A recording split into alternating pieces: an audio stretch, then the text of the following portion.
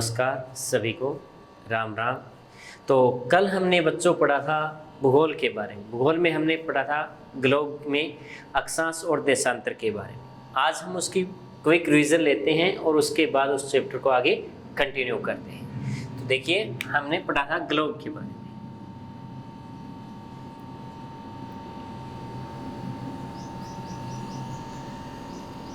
तो ये हमारा ग्लोब है, जिसमें हमने पढ़ा कि ग्लोब को दो भागों में बांटने वाली जो रेखा थी उसे हम भूमध्य रेखा कहते हैं।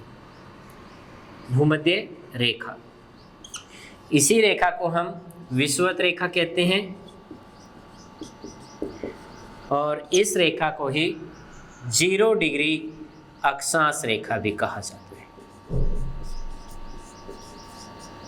यहाँ से हमारा ग्लोब दो भागों में बंट गया था। ऊपर का जो भाग था वो उत्तरी गोलार्ध और नीचे का जो भाग है वो दक्षिणी गोलार्ध है।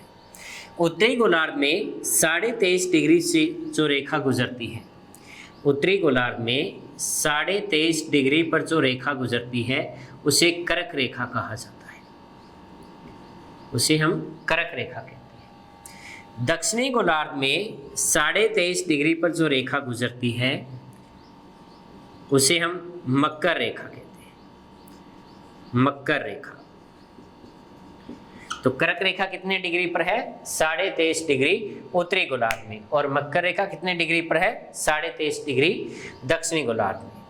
इसके बाद हमने पढ़ा था कि 66.5 डिग्री के ऊपर जो रेखा गुजरती है उत्तरी गोलार्ध में, 66.5 डिग्री पर जो रेखा है वो है आर्कटिक रेखा। आर्कटिक रेखा। और दक्षिण गोलार्ध में 66.5 डिग्री पर जो रेखा गुजरती है वो है अंटार्कटिक रेखा।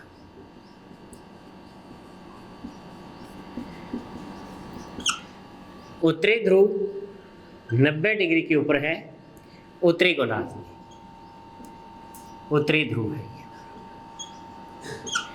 और 90 डिग्री दक्षिण गोलार्ध में दक्षिण ध्रुव है।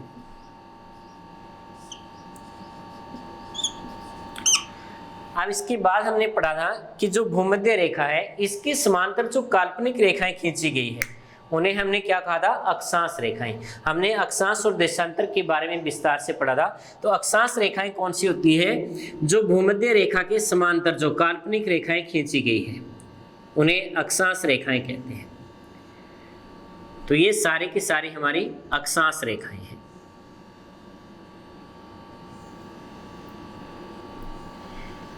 कुल अक्षांश रेखाएं कितनी होती हैं? तो कुल अक्षांश रेखाएं जो है 179 होती हैं।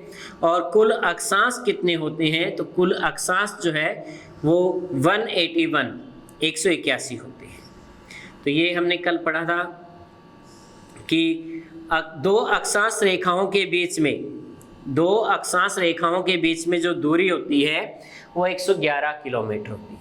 यानी कि टोटल जो अक्षांश है, टोटल अक्षांश जो है यानी कि लेटीट्यूड, टोटल जो लेटीट्यूड है वो है हमारी 181, और टोटल अक्षांश रेखाएं जो है ये है 179। एक अक्षांश से दूसरी अक्षांश के बीच में यानी कि दो अक्षांश रेखाओं के बीच में जो दूरी थी वो दूरी है 111 किलोमीटर। दो अक्षांश रेखाओं के बीच में दूरी कितनी होती है? तो 111 किलोमीटर होती है। अक्षांश रेखाओं की जो लंबाई है, हमें ध्यान रखना है, अक्षांश रेखाओं की जो लंबाई है वो हम भूमध्य रेखा से जब ध्रुवों की ओर जाते हैं तो लंबाई कम होती जाती है। भूमध्य रेखा की जो लंबाई है वो कुल लंबाई कितनी है? तो 40,076 किलोमीटर ये भूमध्य रेखा की कुल लंबाई है। इससे हम ध्रुवों की तरफ जाएंगे तो दूरी लंबाई जो है वो कम होती जाएगी, और जो हमारे ध्रुव है उत्तरी ध्रुव और दक्षिण ध्रुव क्या है? पॉइंट के रूप में है।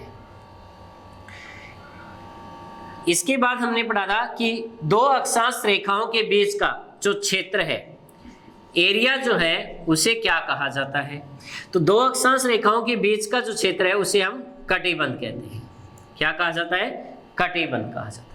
कटिबंध 3 प्रकार के थे, हमने पढ़ा था कि कर्क रेखा से लेकर मकर रेखा के बीच, कर्क रेखा से लेकर मकर रेखा के बीच का जो एरिया है इसे हम उष्ण कटिबंध कहते हैं।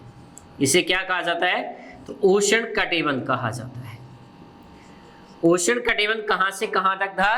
तो कर्क रेखा से लेकर मकर रेखा तक का एरिया उष्ण कटिबंध कहलाता है। कर्क रेखा से लेकर आर्कटिक रेखा के बीच का जो क्षेत्र है उसे हम शीतोष्ण कटिबंध कहते हैं। उसे क्या कहा जाता है? शीतोष्ण कटिबंध। शीतोष्ण कटिबंध जो है वो उत्तरी गोलार्ध में कर्क रेखा से लेकर आर्कटिक रेखा के बीच होता है, जबकि दक्षिणी गोलार्ध में हम देखें तो मकर रेखा से लेकर अंटार्कटिक रेखा के बीच का जो एरिया है उसे भी हम क्या कहते हैं? शीतोष्ण कटिबंध कहते हैं। शीतोष्ण कटिबंध ये होता है दक्षिणी गोलार्ध में मकर रेखा से अंटार्कटिक रेखा के बीच। इसके बाद तीसरा जो भाग है हमारा वो है आर्कटिक रेखा से लेकर उत्तरी ध्रुव के बीच में शीत कटिबंध होता है। शीत कटिबंध जो है वो किस किस के बीच में होता है? तो आर्कटिक रेखा से लेकर उत्तरी ध्रुव के बीच में जो एरिया है उसे हम शीत कटिबंध कहते हैं। दक्षिणी गोलार्ध में बात करें हम तो अंटार्कटिक रेखा से दक्षिणी ध्रुव के बीच का जो एरिया है, जो क्षेत्र है, उसे भी शीत कटिबंध कहा जाता है। तो ये हमने कल पढ़ा था, इसको अच्छे से आपको ध्यान में रखना है। इसके बाद हम बात करें तो जो अक्षांश रेखाएं हैं, अक्षांश रेखाओं के सारे हम दूरी मापते हैं, यानी कि दो स्थानों के बीच में दूरी का माप करना है हमें, दो स्थानों के बीच में हमें दूरी निकालनी है, तो इसके लिए हमें अक्षांश रेखाओं का सहारा लिया जाता है। अब बात करें देशांतर रेखाओं की, तो उत्तरी ध्रुव को दक्षिणी ध्रुव से मिलाने वाली ये जो रेखा है, उत्तरी ध्रुव को दक्षिणी ध्रुव से मिलाने वाली ये जो रेखा है, इसे हम 0 डिग्री देशांतर रेखा, 0 डिग्री देशांतर रेखा, या इस रेखा को हम ग्रीनविच रेखा, ग्रीनविच रेखा, या इसे प्रधान मध्याह्न रेखा भी कहा जाता है। प्रधान मध्याह्न रेखा भी कहा जाता है। तो ये 0 डिग्री देशांतर रेखा होती है। इससे इस तरफ जो देशांतर होंगे वो हमारे पश्चिमी देशांतर, और इस तरफ जो देशांतर होंगे वो पूर्वी देशांतर होंगे। ये सारे जो देशांतर हैं ये सारे के सारे हमारे पश्चिमी देशांतर रेखा हैं। इन्हें हम पश्चिमी देशांतर रेखाएं कहते हैं। और इस तरफ जो है प्रधान मध्याह्न रेखा से पूर्व की तरफ जो देशांतर होते हैं इन्हें पूर्वी देशांतर रेखाएं कहते हैं।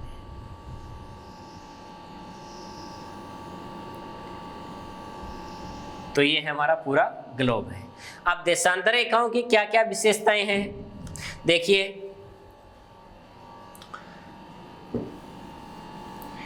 बात करते हैं हम देशांतर रेखाओं की। देशांतर रेखाओं में सबसे पहले टोटल देशांतर रेखाएं कितनी होती है? टोटल जो देशांतर रेखाएं हैं ये 360 होती हैं। कुल कितनी होती है? 360 देशांतर रेखाएं होती हैं। दो देशांतर रेखाओं के बीच में, दो देशांतर रेखाओं के बीच में जो सबसे अधिक जो दूरी होती है वो होती है भूमध्य रेखा पर, जो समान होती है। कितनी होती है? 111.32 किलोमीटर। भूमध्य रेखा पर दो देशांतर रेखाओं के बीच में जो दूरी होती है वो 111.32 किलोमीटर होती है। इससे अगर हम उत्तरी ध्रुव की तरफ जाते हैं तो इनके बीच में दूरी कम होती जाती है और ध्रुव प्राकृति आपस में मिल जाती है। दक्षिण ध्रुव में हम आते हैं तो भूमध्य रेखा से नीचे जब आते हैं तो दो देशांतरों के बीच में दूरी कम होती जाएगी और ये आपस में आकर मिल जाती है। तो हमें ध्यान रखना है कि दो देशांतर रेखाओं के बीच में दूरी जो है वो समान कहाँ होती है, तो भूमध्य रेखा पर होती है। और कितनी होती है, 111.32 किलोमीटर होती है। अब इसके बाद बात करें जो देशांतर रेखाएं होती हैं, देशांतर रेखाओं की जो लंबाई है, लंबाई हमेशा क्या रहती है, समान रहती है। देशांतर रेखाओं की जो लंबाई है वो हमेशा समान होती है। जबकि हमने पढ़ा था कि अक्षांश रेखाएं जो है, अगर हम भूमध्य रेखा से ध्रुवों की तरफ जाते हैं तो अक्षांश रेखाओं की जो लंबाई है वो कम होती जाती है, जबकि देशांतर रेखाओं की लंबाई क्या होती है, हमेशा ही समान रहती है। अब इसके बाद हम बात करें तो ध्रुवों पर दो देशांतर रेखाओं के बीच में जो दूरी होती है वो शून्य होती है। ध्रुवों पर दो देशांतर रेखाओं के बीच की जो दूरी होती है वो हमेशा क्या होती है, शून्य होती है, क्योंकि यहाँ आकर ये आपस में मिल जाती है, इसलिए इनके बीच में दूरी जो है वो शून्य रहती है। अब देशांतर रेखाएं काम क्या करती हैं, तो देशांतर रेखाओं के द्वारा हम समय का आकलन करते हैं, समय मापा जाता है। समय जो है वो किससे मापा जाता है, तो देशांतर रेखाओं के द्वारा मापा जाता है। जैसे दो देशांतर रेखाओं के बीच में, दो देशांतर रेखाओं के बीच में समय में जो अंतर होता है वो 4 मिनट का होता है। दो देशांतर रेखाओं के बीच में समय में जो अंतर होता है वो कितना होता है, 4 मिनट का होता है। यानी कि अगर हम इस देशांतर से इस देशांतर पर आते हैं तो हमारा जो समय है उसमें 4 मिनट का अंतर आ जाता है। ठीक है, तो ये हमें ध्यान में रखना है। अब अगला जो पॉइंट है वो हमें ध्यान रखना है कि दो देशांतर रेखाओं के बीच का एरिया, क्षेत्र क्या कहलाता है। दो देशांतर रेखाओं के बीच के क्षेत्र को क्या कहा जाता है, तो इसे गौर या गौरे कहा जाता है। गौर कह सकते हो या गौरे, किसे कहा जाता है, तो ध्यान रखना, दो देशांतर रेखाओं के बीच के क्षेत्र को गौर या गौरे कहा जाता है। जबकि हमने पढ़ा कि दो अक्षांश रेखाओं के बीच के क्षेत्र को क्या कहते हैं, कटिबंध कहते हैं, जबकि दो देशांतर रेखाओं के बीच के क्षेत्र को गौर या गौरे कहा जाता है। तो ये हमें अच्छे से ध्यान में रखना है। इसके बाद हम बात करते हैं कि समय का अंकन कैसे किया जाता है। तो ध्यान रखना, ये जो 0 डिग्री देशांतर रेखा है, ये ग्रीनविच जो रेखा है जिससे पूरे विश्व का समय निर्धारित होता है। ग्रीनविच वो स्थान है जहां से पूरे विश्व का समय चलता है, और ये स्थान कहाँ पे है, तो ये लंदन में है। और किस महाद्वीप में, तो यूरोप महाद्वीप में है। अब हम बात करें कि अगर हम ग्रीनविच रेखा से पश्चिम की तरफ जाते हैं तो हमारा जो समय है प्रत्येक डिग्री के ऊपर, यानी कि एक देशांतर पार करते हैं तो 4 मिनट जो है वो कम होता जाएगा, माइनस होता जाएगा। यानी कि अगर हम 0 डिग्री देशांतर रेखा से या ग्रीनविच रेखा से पश्चिम की तरफ जाते हैं तो हमारा जो समय है वो माइनस होता जाएगा।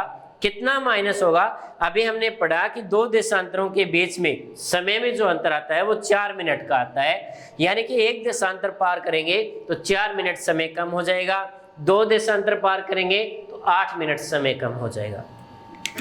लेकिन अगर हम पूर्व की तरफ चलते हैं, अगर हम ग्रीनविच रेखा से पूर्व की तरफ जाते हैं तो हमारा जो समय है वो 4 मिनट के हिसाब से प्लस होता जाएगा। तो ये हमें अच्छे से ध्यान रखना है। अब समय कैसे निकाला गया, हमारा समय हमें पता होना चाहिए कैसे निकालते हैं। तो कल मैंने आपको 2 क्वेश्चन इसमें करवाए थे, आज भी हम इसके ऊपर एक क्वेश्चन उठाते हैं। जैसे मान लीजिए ग्रीनविच रेखा के ऊपर जो समय हमें दे रखा है और वो समय है सुबह के 7:15। सुबह के 7:15 हुए हैं ग्रीनविच रेखा पर, और हमें पूछा जाए कि 62 डिग्री पश्चिम में क्या समय होगा और 75 डिग्री पूरब में क्या समय होगा। तो हमें समय निकालना आना चाहिए। तो इसके लिए हमें क्या करना होगा, देखिए हमारे पास 0 डिग्री का समय दिया हुआ है, कितना, तो 7:15 AM है। हमें टाइम निकालना है 75 डिग्री पूर्व का और 62 डिग्री पश्चिम का। अब देखिए इसको कैसे हल करना है हमें, तो 75 डिग्री अगर हम 1 डिग्री पार करते हैं तो समय में 4 मिनट का अंतर आता है। अगर हम 15 डिग्री पार करेंगे तो समय में कितना अंतर आएगा, 60 मिनट का। 60 मिनट यानी कि 1 आवर्स, 1 घंटे का अंतर आएगा। तो हमें डिग्री कितने पार करने हैं, 75 डिग्री पार करने हैं। तो 75 को हम 15 से डिवाइड करेंगे तो हमारा जो अंतर है वो कितना आएगा, 5 घंटे का अंतर आएगा। अब ये देखिए ये पूरब का पूछा हुआ है, तो पूरब में हमें समय क्या करना होता है, प्लस करना होता है। इसलिए हम क्या करेंगे, जो 7:15 हुए हैं उसमें हम 5 घंटे क्या करेंगे, प्लस करेंगे। तो यहाँ पर 15 और ये 12:15। अब देखिए ये है AM का टाइम, 7:15 AM हुए हैं, लेकिन ये 12:15 हुए हैं यानी कि दोपहर का टाइम। तो 12 बजे के बाद जो टाइम होगा वो PM आएगा। तो ये हमें अच्छे से ध्यान रखना है, जब भी समय के बीच में 12 का टाइम आता है तो हमें AM का PM करना होता है। अगर पहले PM दे रखा है तो उसका AM करना होता है। तो ये अच्छे से ध्यान रखना है। दूसरा हमसे पूछा गया है 62 डिग्री का।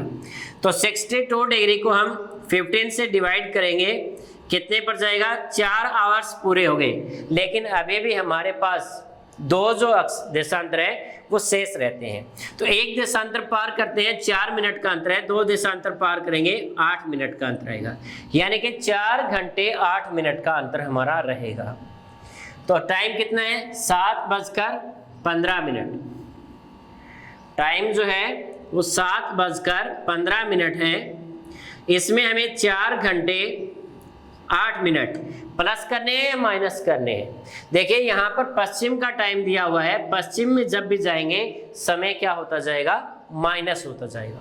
तो माइनस करेंगे तो 15 मिनट में से 8 मिनट गए 7 मिनट, 7 घंटे में से 4 घंटे गए 3, यानी कि 3:07।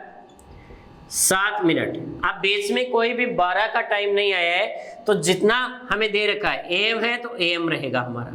तो इस प्रकार हमें जो है वो टाइम निकालना आना चाहिए। तो ये तो हमारा अक्षांश देशांतर के जो क्वेश्चन थे। अब हम बात करते हैं इसी में महत्वपूर्ण जो तारीख होती है उनके बारे में। जैसे अब देखिए आप लोग,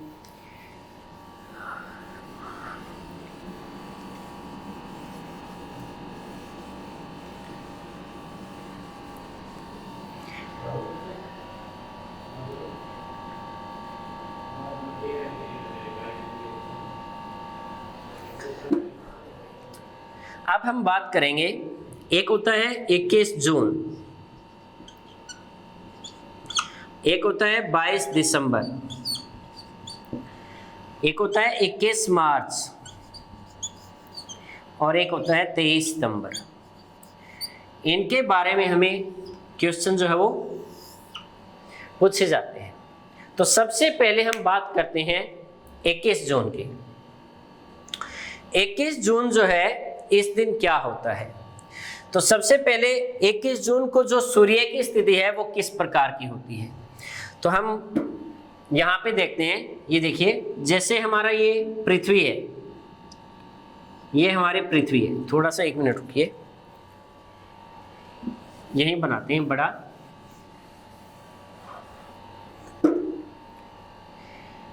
जैसे ये पृथ्वी है,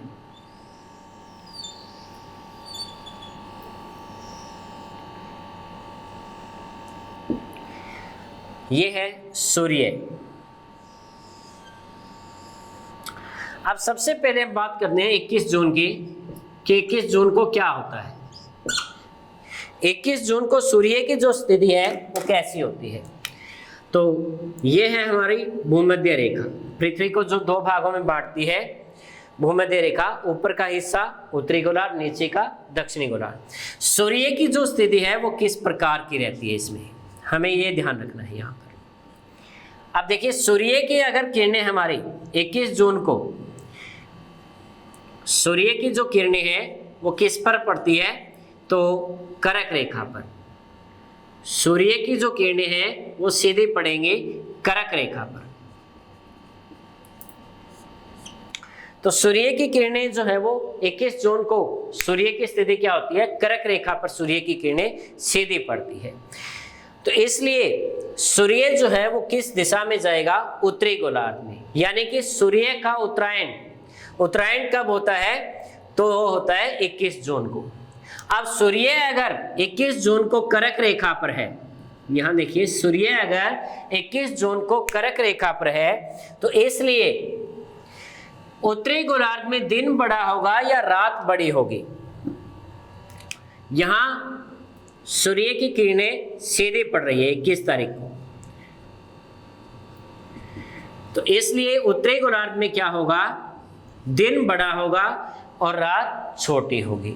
क्योंकि सूर्य की किरणें जो है वो कर्क रेखा पर सीधी पड़ती है, तो उत्तरी गोलार्ध में सबसे बड़ा दिन और सबसे छोटी रात होती है। पहला पॉइंट हमें ध्यान रखना है, 21 जून को क्या होता है, उत्तरी गोलार्ध में, उत्तरी गोलार्ध में सबसे बड़ा दिन, सबसे बड़ा दिन व सबसे छोटी रात होती है। तो सबसे बड़ा दिन कब होता है, तो वो 21 जून को होता है, और सबसे छोटी रात कब होती है, तो भी 21 जून को होती है। किस गोलार्ध में होते हैं, तो उत्तरी गोलार्ध में होते हैं। सूर्य की स्थिति क्या होती है, सूर्य क्या होता है, कर्क रेखा के ऊपर लंबवत होता है, यानी कि वो कर्क रेखा के ऊपर जो है वो स्थिर होता है। दूसरा पॉइंट हमें ध्यान रखना है, 21 जून को और क्या होता है, तो दक्षिणी गोलार्ध में 21 जून को दक्षिणी गोलार्ध में सबसे बड़ी रात, सबसे बड़ी रात व सबसे छोटा दिन होता है, छोटा दिन होता है। यानी कि उत्तरी गोलार्ध का उल्टा होता है दक्षिण गोलार्ध में, क्योंकि सूर्य जो उत्तरायण की स्थिति में होता है, तो दक्षिण में हमारा जो सूर्य है वो नहीं है, इसलिए दक्षिणी गोलार्ध में क्या होगा, रात बड़ी होगी और दिन छोटा होगा। तो ये पॉइंट हमें ध्यान में रखना है। अब बात करते हैं 22 दिसंबर की। 22 दिसंबर को क्या होता है, जो सूर्य जो होता है वो मकर रेखा पर लंबवत होता है। सूर्य की स्थिति कहाँ होती है, मकर रेखा पर। पहला पॉइंट हमें ध्यान रखना है, सूर्य की स्थिति, सूर्य की स्थिति जो है वो मकर रेखा पर होती है, मकर रेखा पर लंबवत चमकता है। अब मकर रेखा दक्षिण गोलार्ध में है, इसलिए सूर्य जो है वो दक्षिणायन हो जाता है। तो सूर्य जब दक्षिणी गोलार्ध में जाएगा, तो इसलिए दक्षिण गोलार्ध में क्या होगा, दिन बड़ा और रात छोटी होगी। दक्षिण गोलार्ध में 22 दिसंबर को सबसे बड़ा दिन, सबसे बड़ा दिन वह सबसे छोटी रात होती है, सबसे छोटी रात होती है। यानी कि 22 दिसंबर को क्या होता है, सूर्य जो है वो मकर रेखा पर यहां होता है, सूर्य यहां दक्षिणायन में होगा, तो इसलिए इस गोलार्ध में सबसे बड़ा दिन होगा और सबसे छोटी रात होगी। जबकि 21 जून को क्या था, 21 जून को सूर्य कर्क रेखा पर था, इसलिए उत्तरी गोलार्ध में सबसे बड़ा दिन और सबसे छोटी रात थी। अब 22 दिसंबर को उत्तरी गोलार्ध में क्या स्थिति होगी, तो 22 दिसंबर को उत्तरी गोलार्ध में क्या होगा, 22 दिसंबर को उत्तरी गोलार्ध में सबसे बड़ी रात, सबसे बड़ी रात व सबसे छोटा दिन होगा, सबसे छोटा दिन होगा। तो ये दोनों पॉइंट हमें ध्यान में रखना है कि 22 दिसंबर की जो स्थिति है उसमें सूर्य जो है वो मकर रेखा पर होगा, इसलिए दक्षिणी गोलार्ध की बात करें हम तो दक्षिणी गोलार्ध में क्या होगा, सबसे बड़ा दिन होगा और सबसे छोटी रात होगी। जबकि 22 दिसंबर को ही उत्तरी गोलार्ध में अगर पूछा जाए तो उत्तरी गोलार्ध में सबसे बड़ी रात होती है और सबसे छोटा दिन होता है। तो दोनों पॉइंट हमें ध्यान रखने हैं। 21 जून को क्या होता है और 22 दिसंबर को क्या स्थिति होती है। अब बात करें हम विषुव की, यानी कि 21 मार्च और 23 सितंबर को क्या होता है।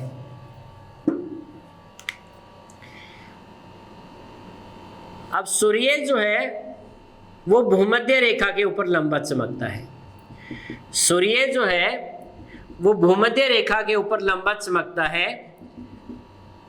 कब? 21 मार्च व 23 सितंबर।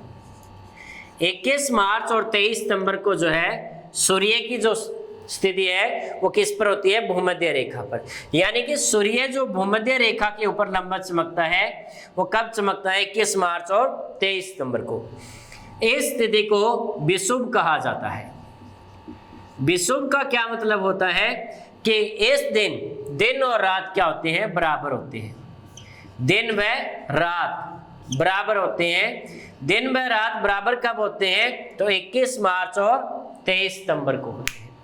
21 मार्च और 23 सितंबर को दिन व रात बराबर होते हैं। सूर्य की जो स्थिति है वो किस पर होती है? भूमध्य रेखा पर होती है, यानी कि दोनों गोलार्धों के बीच में होती है। इसलिए उत्तरी गोलार्ध में भी और दक्षिणी गोलार्ध में भी, दोनों गोलार्धों में दिन व रात जो है वो क्या होते हैं? बराबर होते हैं। अब विषुव का क्या मतलब होता है? विषुव का मतलब यही होता है कि दिन व रात का बराबर होना। अब इसमें एक हमारा क्वेश्चन आता है कि सर्द विषुव कब होता है और बसंत विषुव कब होता है? सर्द विषुव कब होता है और बसंत विषुव कब होता है? देखिए, सर्द विषुव 23 सितंबर को जो है वो सर्द विषुव होता है और बसंत विषुव कब होता है? तो 21 मार्च को होता है। तो दोनों हमें ध्यान रखना है। 21 मार्च को बसंत विषुव होता है और 23 सितंबर को सर्द विषुव होता है। तो ये थे हमारी चारों मेन तारीख जिनके बारे में कई बार क्वेश्चन जो है वो पुट कर दिए जाते हैं, पूछ लिए जाते हैं। तो हमें ध्यान रखना है 21 जून को सूर्य की स्थिति कहाँ होती है? कर्क रेखा पर।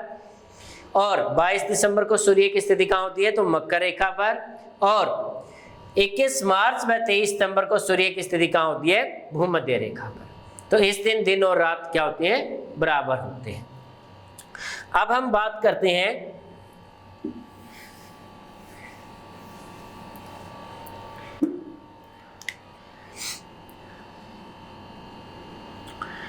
तिथि रेखा की, यानी कि दिनांक, जो यामोंतर देशांतर रेखा,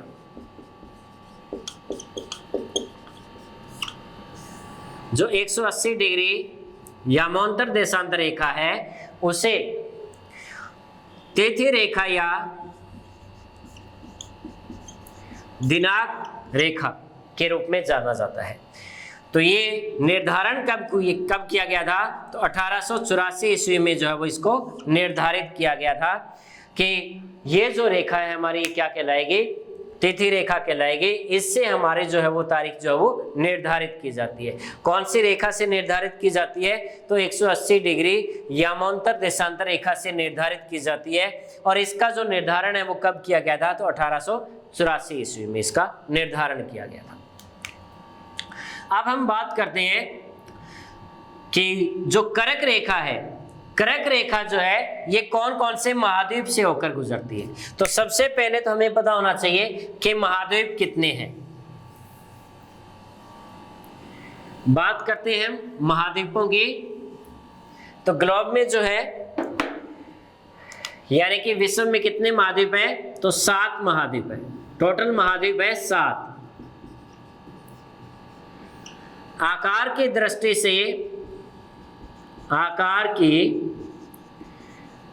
से सबसे बड़ा महाद्वीप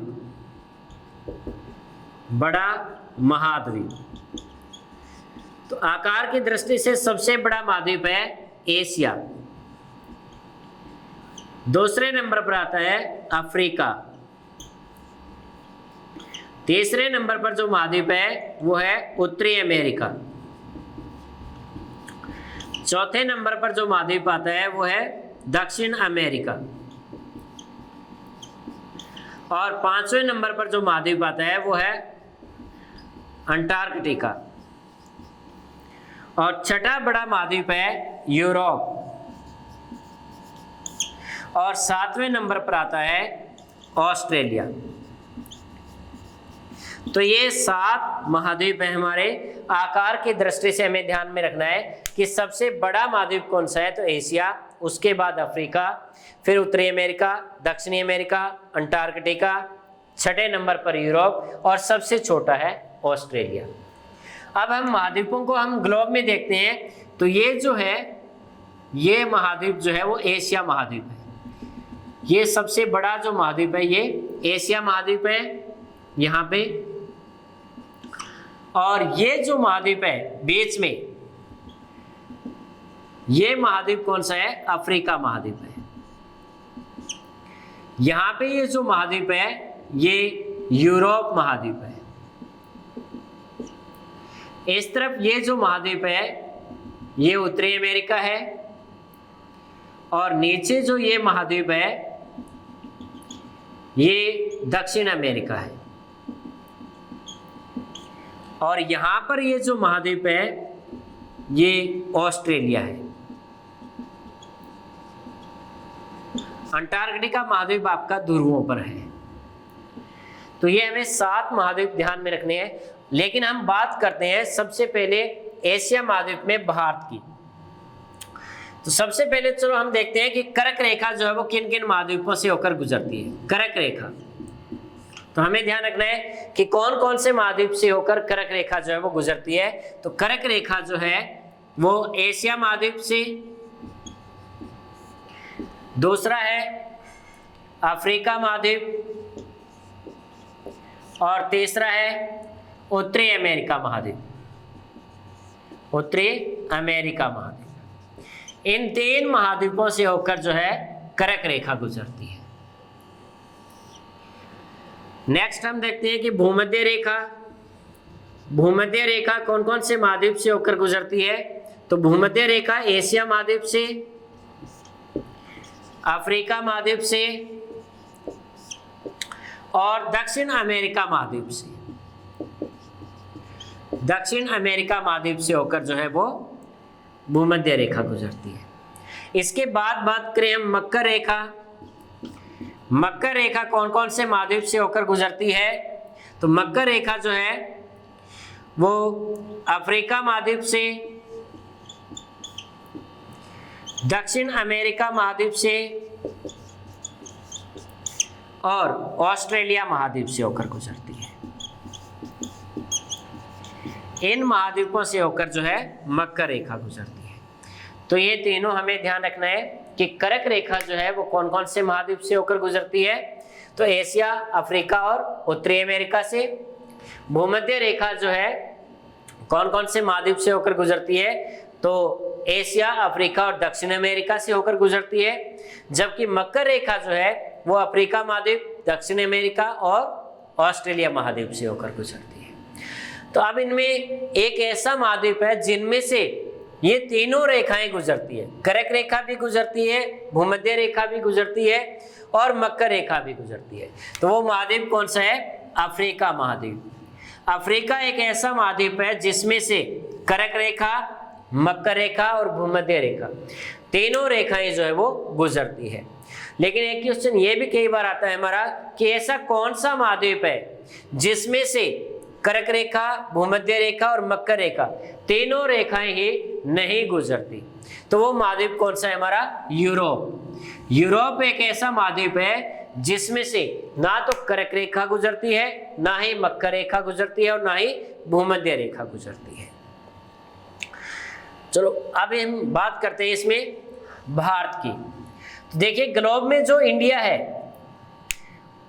वो उसकी स्थिति क्या है, तो ये जो है एशिया महाद्वीप, एशिया महाद्वीप में ही हमारा जो है वो भारत है। भारत में से कौन सी रेखा गुजरती है? तो कर्क रेखा गुजरती है। तो इंडिया की जो स्थिति है वो यहाँ पर है, यहाँ। तो इंडिया जो है वो ग्लोब में कौन सी दिशा में स्थित है? तो ये हमेशा ध्यान रखना है, नॉर्थ ईस्ट में स्थित है, उत्तर पूर्व, उत्तर पूर्व दिशा में जो है, ग्लोब में जो है उत्तर पूर्व दिशा में भारत स्थित है। अब भारत का जो अक्षांशीय और देशांतरीय विस्तार है वो कितना है? क्योंकि हम बात कर रहे हैं अक्षांश देशांतर की, तो भारत का अक्षांशीय और देशांतरीय विस्तार कितना है? कल हमने पढ़ा था जैसे कि भारत का जो समय है वो कितने डिग्री से निर्धारित होता है। पहले हम बात करते हैं भारत का अक्षांशीय विस्तार और देशांतरीय विस्तार।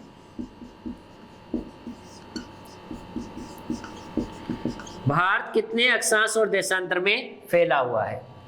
तो भारत का जो अक्षांशीय विस्तार है वो 8 डिग्री 4 मिनट से 37 डिग्री 6 मिनट उत्तरी अक्षांश है। भारत का जो अक्षांशीय विस्तार है वो 8 डिग्री 4 मिनट से 37 डिग्री 6 मिनट उत्तरी अक्षांश है, जबकि भारत का देशांतरीय विस्तार जो है यह 68 डिग्री 7 मिनट से